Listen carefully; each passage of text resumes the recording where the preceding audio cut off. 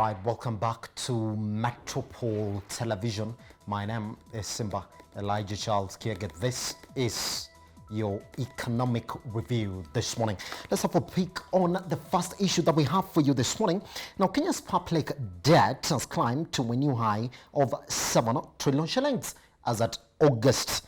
According to data provided by the Central Bank of Kenya, Kenya's public debt has risen by cumulative 1 trillion shillings in just 8 months since December last year, when the country's total debt stood at 6 trillion shillings. Now, this means that the government borrowed an average of 127.3 billion shillings every month.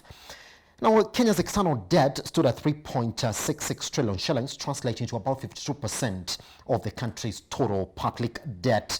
This as the country's domestic debt stood at 3.4 trillion shillings. Now, Kenya's rise in debt comes at a time when the Kenya Revenue Authority is struggling to meet revenue collection targets in the face of slowed economic activity. Now, the KRA is also expected to forgo 172 billion shillings in tax revenue on the back of extension of tax cuts aimed at economic activity during the period that the country is battling the effects of the COVID-19 pandemic. All right, now the International Monetary Fund has already called on Treasury to reverse some of these measures so the government doesn't run into the risk of defaulting some of its loan obligations.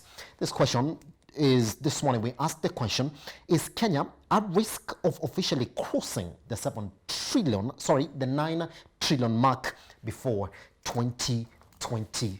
And this morning, to help us put that conversation into perspective, we are joined by Edward Kusawa. Edward, that is your question this morning. Are we at risk? Because now it is just 2 trillion to go. Good morning, Simba. I think we are at risk. I mean, by 2022, 2023, we should almost cross that level of the 9 trillion. Right now, we are currently at about 7.6 million. And I think the scale of relief and recovery packages in 2020 has been unprecedented and will have a long-lasting impact on public finances. If you look at our debt to GDP ratios have been rising quickly in most part, prompting doubts about the sustainability of government debt. So what we are saying is that when the government continues facing high levels of public debt, they have less physical space to provide public goods and services. So they have to cut back in public investments, such as infrastructure and so on and so forth. And they have to find ways to restore the trust in public finance and to restore, obviously, the confidence that has been existing over a period of time. I mean, the way the government has been behaving over the last few decades, and I mean the last few years, it's just an indicator that we are borrowing unsustainably. And you know what makes this matter worse is because we are not able to find out where this money is going.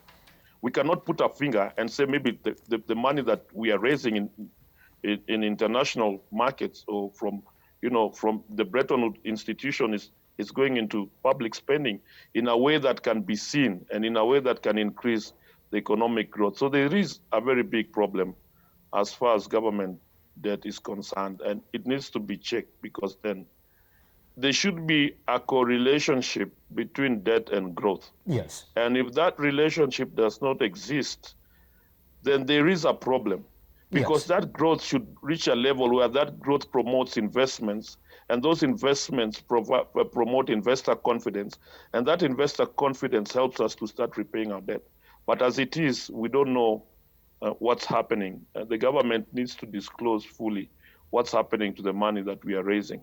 Yes. Because if you can look at from the month of March, from March to September, we raised more than 250 billion for COVID response.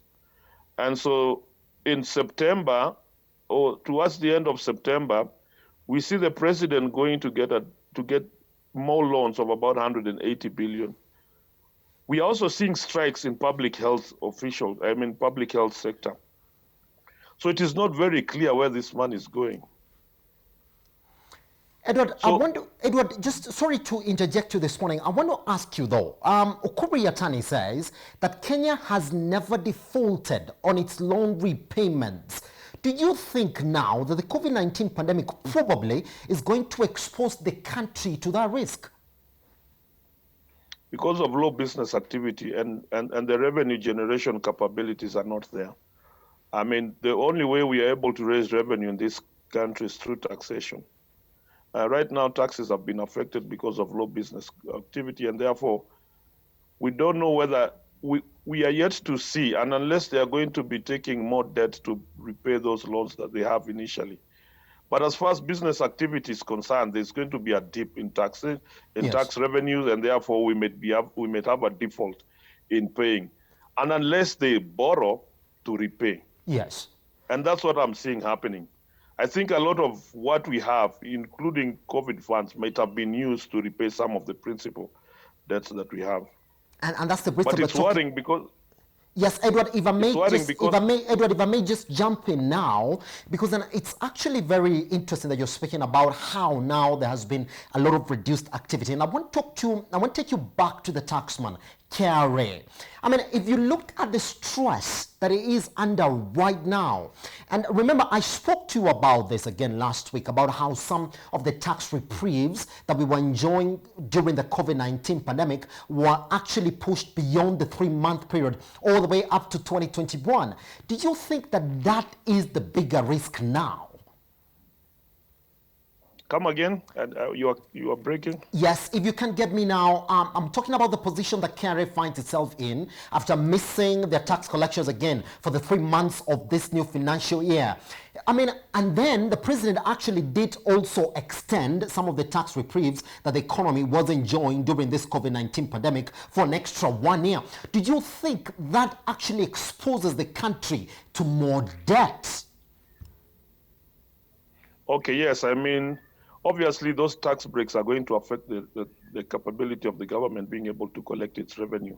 And therefore, there will be a dip in growth. But I think what needs to happen, especially from the government side, is physical consolidation.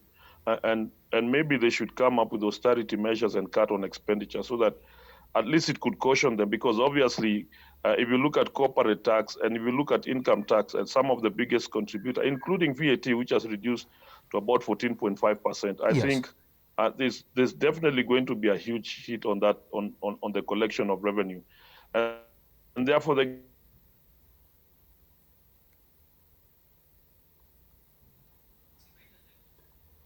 Well, it's unfortunate that we did seem to lose Edward at that point. the government has to be very innovative revenue mobilization to be able to fill in some of these gaps. Yes. The other thing maybe that the government, and that is the monetary and the fiscal committee, is to be able maybe to reduce inflation so that it can spur consumption. And that growth focus should be supported by recovery in both the agriculture and domestic demand. So I think there is, you're right. I mean, obviously there's a dip in income revenue because of the measures and the physical responses that the government has had over the last month, which extends all the way to December. Yes, Edward, but I want to take you back again to something that you mentioned right now, that even as we talk about our risks of actually going to maybe running into a default or getting to our debt ceiling quite sooner rather than later, when we look at pointers like... That should be able to mobilize. Yes, yeah. Edward, I don't know whether you can get me now. If you look at other pointers like inflation, they have been quite on check because we're coming back from a 4.2% inflation. Even during the whole of this COVID-19 pandemic, we haven't seen that inflation jump. Do you think that that's in a way telling us, well, things are quite in check, we shouldn't actually worry, with the economy also expected to grow by 3.5% this year, according to CBK? I don't think the economy will be able to grow by 3.5% this year, mainly driven by the fact that if you look at institutions and organizations have been able to lay off people, so that means that the domestic demand or the aggregate domestic demand is affected because obviously people don't have income. And even if inflation is checked and there's no demand for commodities because disposable incomes have been affected, then I don't think that there's growth in the normal aggregate demand. So I think more stimulus program should be done in the form of transfers where possible. Again, I think there should be measures around agriculture so that we could start our re-exporting and so on and so forth, and that increases domestic demand. Yes, Edward, before just we move out of this subject, wow, and this morning we're coming from a CBK report that's also telling us that major industries in the country, like the hotel industry, are already rebounding with the employment actually jumping up to 45% from 37% a month earlier on. And if you look at where we were in terms of economic growth this year, we were projecting about 6.2%. Do you think that that turnaround is going to be quick enough? So now we keep on saying, well, we are back on and running, even as we start the first quarter of next year. Well, I think that, I mean, the entertainment tourist industry is still going to be affected, basically because of the second wave of COVID-19 that is being experienced in developing countries. And I think most of our hotel industry depends on tourism. Again, if you look at if you look at tourist conferencing, right now we can see that people are still using Zoom and other kind of technologies to have virtual meetings. So I think even the growth in the hotel industry will still be affected majorly to up to almost half of 2021. So unemployment factors in that industry probably there's little jump of increase in the hotel industry has been just to cater for mostly domestic meetings Yes. because I have been watching international news, and I think the part of international tourism is still affected by the second wave. So people are extremely cautious. Investor sentiment is still low. People are still watching. So at the moment, we can just be on a wait and see approach as things unfold. Obviously, economic activity is being supported by the fact that schools are reopening. That has a major boost on demand. And so we anticipate maybe as we move forward, there's going to be, uptake of both commodities because again, suppliers have to start supplying back to school. Yes. And therefore that increases income and so on and so forth. Pretty much. Now, Edward, just before we complete this is my last question on this issue this morning. You say that what the government needs now more than ever is proper fiscal consolidation and reduce on its expenditure. But isn't somebody going to tell you, Edward, that this is the time that they need to spend more than ever so they spark that economic activity that is needed now for turnaround? You're right. I mean, and they have begun actually laying down some of that expenditure. If you look at government projects coming back to play, we are seeing training programs, and that spurs up, consumption, basically because government starts spending and income starts trickling down to people. Yes. But when we speak about physical consolidation, is to be able to look at those areas that need to be cut. There are some areas of wasteful expenditure that need to be checked in. Those are the areas that we are speaking about, and they have the strategies and they have the tools to be able to look at the internal processes and see where money is wasted. Again, you can see there's been strikes for collective bargaining agreements. Some of those areas need to be checked. But obviously, when it comes to infrastructure spending, project identification, and project completion, that one helps, improve the supply chain, and obviously it helps rebound business activity within the country.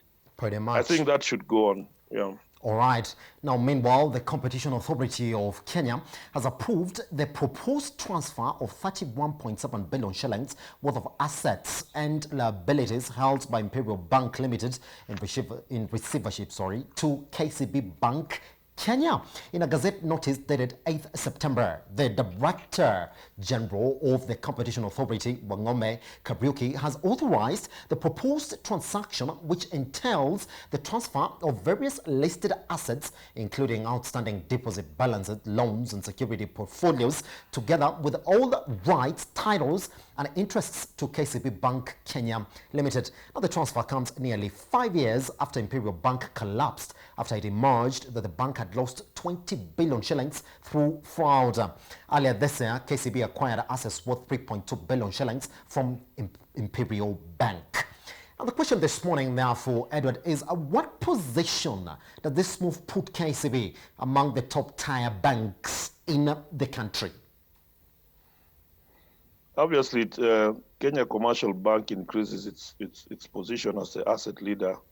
But what we are saying is that they should, the country should be able to make appropriate provisions within their legal systems to ensure that financial institutions are complying with and effectively implementing some of the central bank recommendations so that we don't have failure of financial institutions or banks being taken over. The central bank outlines basic policies and procedures that the bank should put in place in order to combat some of these financial risks that we have seen with Imperial Bank. And it primarily sets out to reinforce existing best practices among banks by stressing out issues of compliance and so on and so forth. And that central bank also provides prudential guidelines to banks to develop appropriate policies and procedures so that we avoid the issues that we have seen with Imperial Bank and to be able to protect its depositors. So I think, obviously, Kenya Commercial Bank continues to consolidate its position as a leading financial institution now that they've been able to acquire some of the assets that Imperial Bank have, including some of the depositors. So I think, yes, it's strengthened and obviously it has increased its market share, which I think is a good thing, going by the fact that Kenya Commercial Bank has prudential governance structures in place. Its corporate governance structure seems to have direction. And I think that helps. And there's a lot of confidence in the bank as far as the local depositors are concerned. Pretty much. All right. Now, Edward, I'm going to ask you this as well. I mean, if you look at the regulatory framework that we have in the country, would you say that we made steps away from having cases like this one for Imperial Bank reappearing? Okay, I mean, they should be adequately regulated and subjected to supervision or monitoring. Yes. And having regard to all financial risks. It's very important for businesses to follow international standards, require that they should not only be licensed or registered, but they should also have effective systems in place for monitoring and ensuring compliance with national requirements to combat all forms of risk. Yes. So I think it's the regulatory environment and the supervisory measures that should be performed should be risk sensitive to the way organizations are behaving and to the way corporates are behaving. I mean, regulation also should be informed by data. And one of the problems that we're having with the government is that a lot of government officials don't have ready data on what's happening in the market. There's a lack of information that flows between government and the private sector. And I think that is what hinders policy and that is what hinders regulation. So I think there should be more disclosure. Government people should take more time to understand modern ecosystem. I mean, if you look at the way the environment is operating right now as far as policy and regulation is concerned, the private sector seems to be ahead of the government, and therefore that is what is hindering government to be able to adapt to some of the regulations that are very conducive for the private sector. And I think this deficit and this gap has been brought about by the fact that there's a deficient source of information. There's a gap in information, and government employees should be able to keep themselves abreast with the robust way the private sector is operating so that they are able to form up some of the regulations that are able to inform private sector and the banking industry. Yes. So I think that disconnect, that interconnectedness between private sector and government that gap should be filled in. Yes, but talk to me about what CBK Governor Dr. Patrick Njoroge has been doing in the banking sector in the country. Sometimes it's been blamed for over-regulating the banking industry. Do you share the same sentiment? I think what Dr. Njoroge has done to the sector is that he has brought sense to that sector. I mean, before it was the way the banking sector has operated over the years, it needed more regulation. It needed more supervision so that it could protect not just the economy, but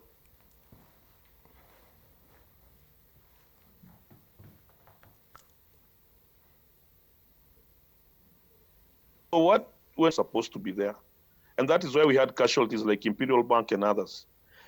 The banking sector needs very concerted effort and sensible regulation and supervision. Yes. So that it not only rides on what the banks anticipate, but it also puts up a balanced playing field for banks to be able to operate and for those banks to be able to encourage investments in the country.